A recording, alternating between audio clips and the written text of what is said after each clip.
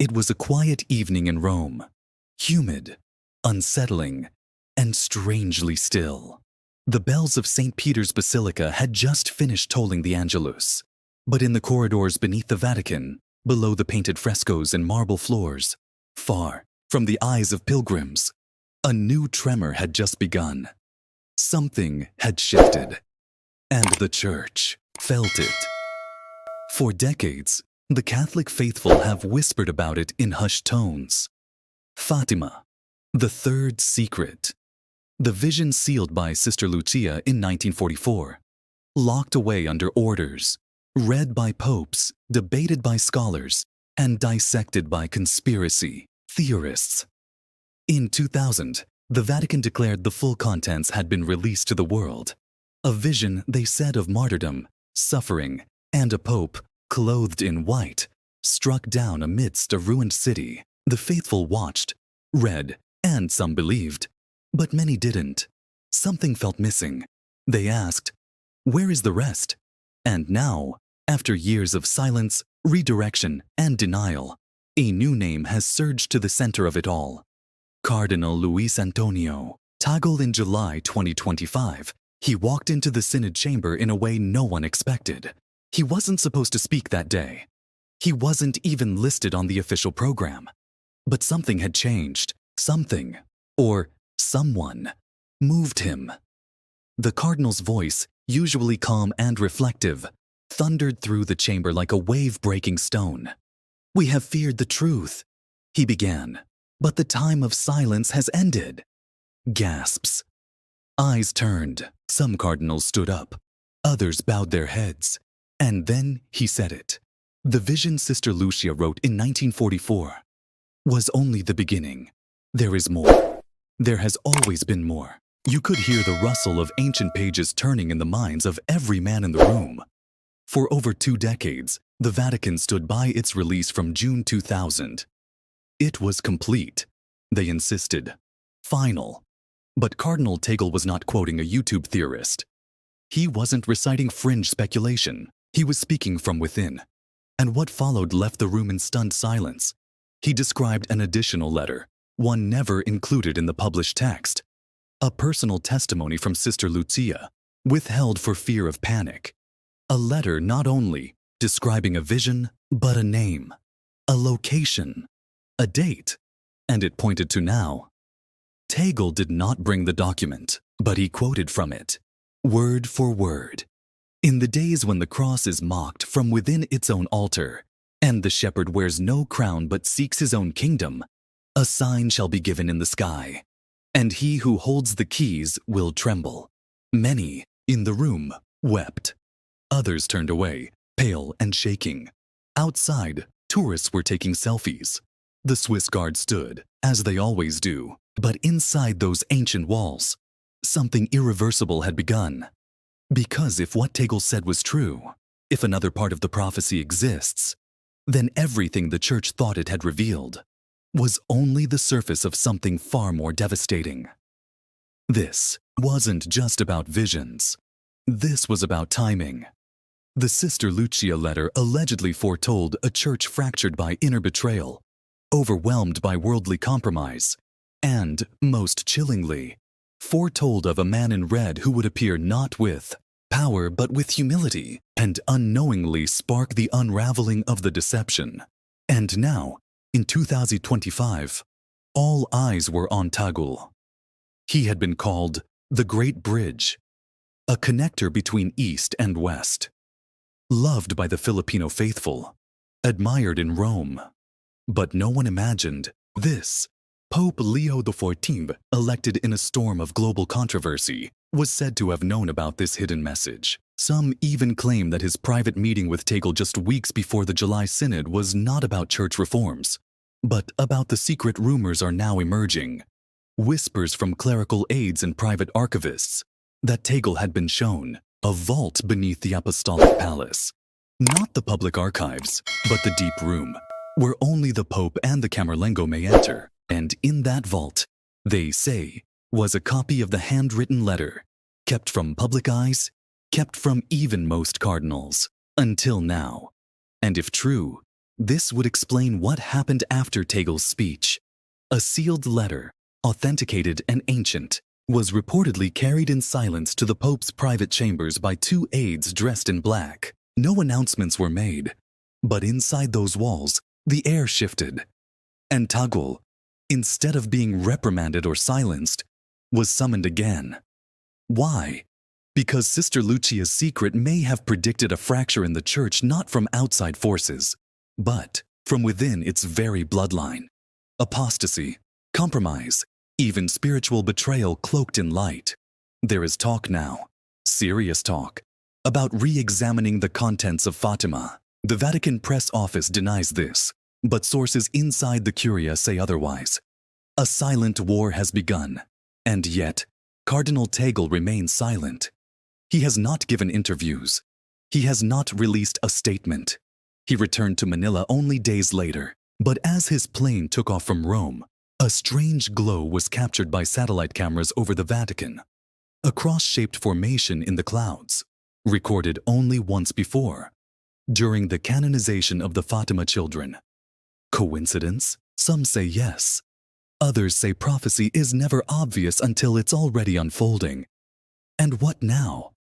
The Church is standing at the edge of something. The Third Secret is no longer a mystery buried in 1944. It has come alive, and in the center of it is a humble Filipino cardinal who may have just broken the dam. History was never meant to hold. The clock is ticking. July 2025 was not just another moment. It was the trigger. And the Church will never be the same. But as the news spread like wildfire through hidden corridors and whispered networks within the Catholic world, the hierarchy trembled. Bishops called each other in the dead of night. Cardinals sent encrypted messages across continents. And while Catholic faithful in parishes around the world lit candles before the statues of Our Lady of Fatima, something unseen was being stirred in the heavens. For the first time in over 2 decades, Rome was shaking. But not from the earth. Because what had begun as a solemn moment of theological disclosure now echoed with something far more terrifying. A divine countdown. Within days of Cardinal Tagle's statement, something happened that stunned even the most hardened skeptics. A retired Vatican archivist, known to only a few, collapsed suddenly in St. Anne's Chapel after murmuring one final phrase to his confessor. It was never supposed to reach the surface. The confessor, sworn to secrecy, broke down in tears mid-mass and has since disappeared into retreat. And then, without warning, an ancient letter, handwritten, burned around the edges, surfaced anonymously on a Catholic darknet forum known to track Vatican secrets. It matched Sister Lucia's handwriting. It bore the seal of the Bishop of Leiria. It contained a terrifying line. The beast shall sit in a sacred place, adored by those who once adored the Lamb, and many shall wear the garments of light but speak the words of darkness. The Church began to tremble. Inside the Vatican, factions, long suspected but never confirmed, began to move. The so-called Order of the Dove, a clandestine group of cardinals loyal to the full truth of Fatima, began gathering support. Their longtime rival, a secretive network known only as the Crown of 7 Horns, who had long sought to modernize and neutralize prophetic warning, began mobilizing against them. This wasn't just a theological disagreement. It was spiritual warfare within the very bride of Christ. And in the midst of it all stood Cardinal Tagle, silent, prayerful, burdened by what he had seen. Some say he has wept uncontrollably every night since. Others say he has begun to experience visions.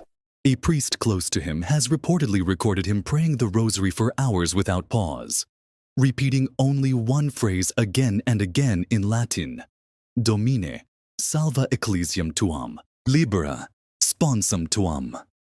Lord, save your church, free your bride. At the papal apartments, Pope Leo XIV has remained behind closed doors. Some believe he is in spiritual retreat. Others believe he is negotiating, not with men, but with heaven itself. And still, the faithful wait.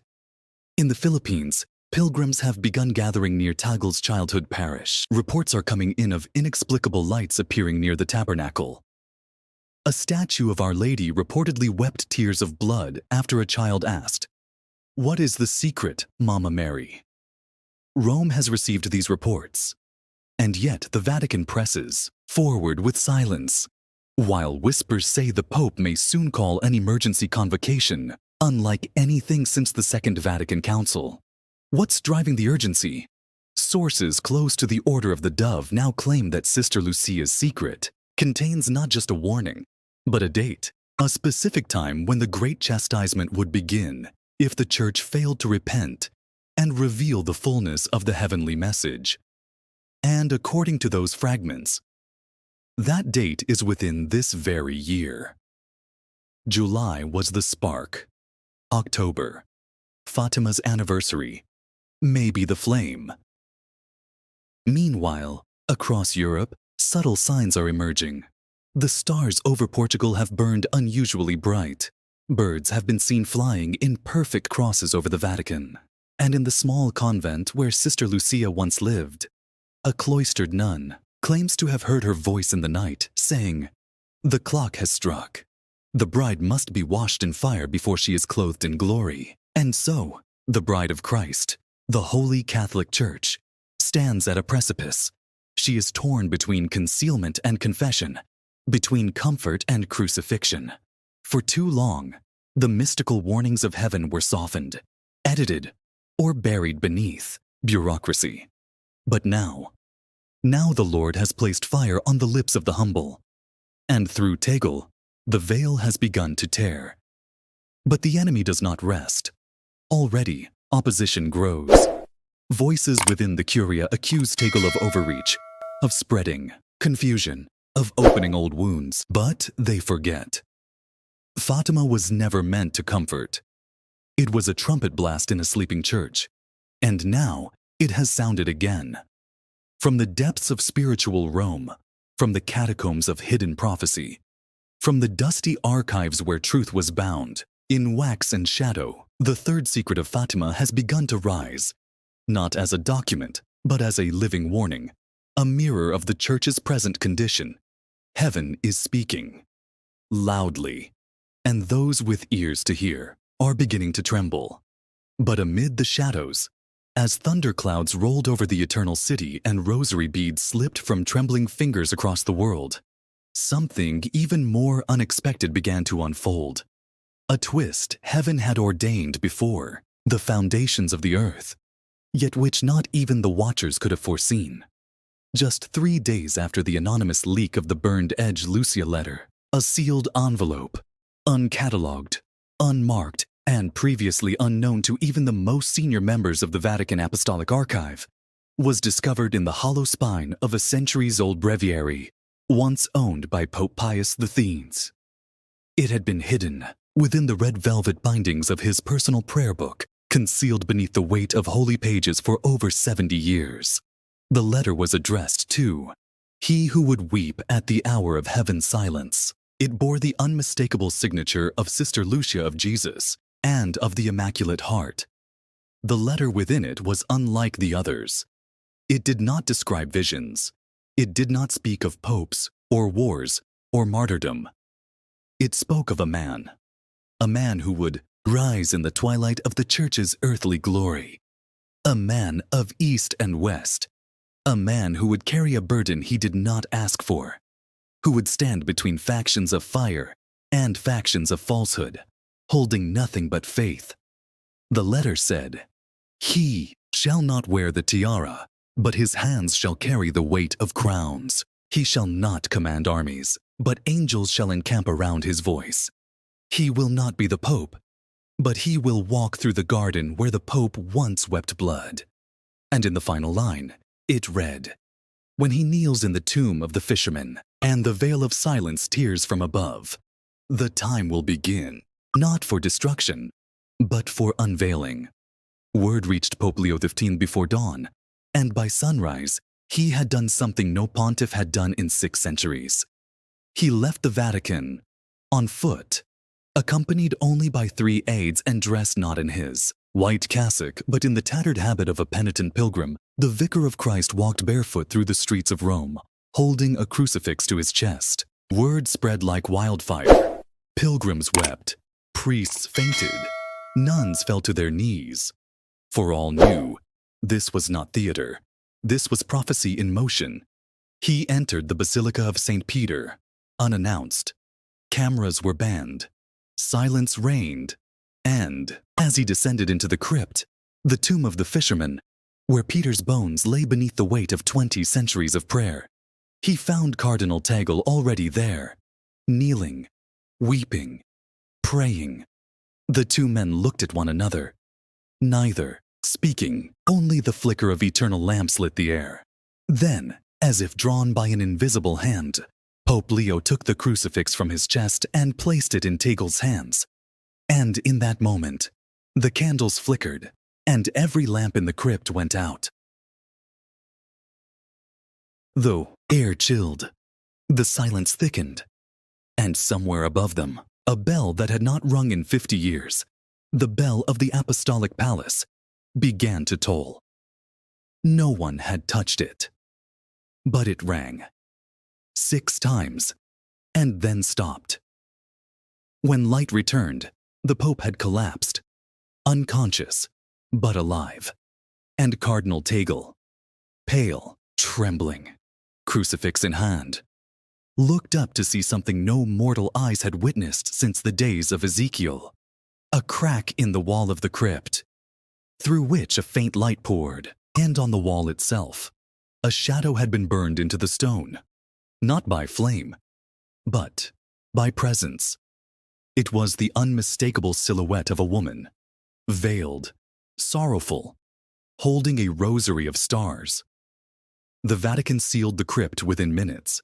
News of what had happened leaked only in whispers, but the effect was unstoppable. The Church erupted, not in schism, but in awakening. Young men flooded seminaries. Confessions surged. Rosaries sold out across continents. Bishops who had once wavered found their spines again. Cardinals who had plotted from within. Some of them suddenly left their posts, retreating in fear or disappearing altogether. And from the lips of simple faithful across the world, a new phrase began to echo like thunder. Fiat lux veritatis. Let there be the light of truth. And yet, that was not the end. One final mystery remained. 3 weeks after the event in the crypt, workers restoring an old section of the Vatican library discovered a stone plate embedded in the floor. Beneath it was a narrow, sealed tunnel. Its walls, covered in Marian symbols, Latin prayers, and an ancient crest not used since the Council of Jerusalem. At its end, a simple altar. No gold, no jewels, just an open book. No author, no title. Only words written in an unknown ink glowing faintly. When the fisherman's tomb is opened and the light breaks the veil, the bride shall be tried in flame, but the flame shall not consume her. It shall reveal her, and then he will come. Who he is, no one knows. Some believe it speaks of Christ, others of a final witness who will rise before the Lord returns. But one thing is certain. The time of secrets is over. The battle for the bride has begun. And as heaven watches, and earth trembles, the Church, wounded, glorious, holy, marches forward into the fire that will purify her robes, to prepare her for the wedding feast that no power of hell can ever delay.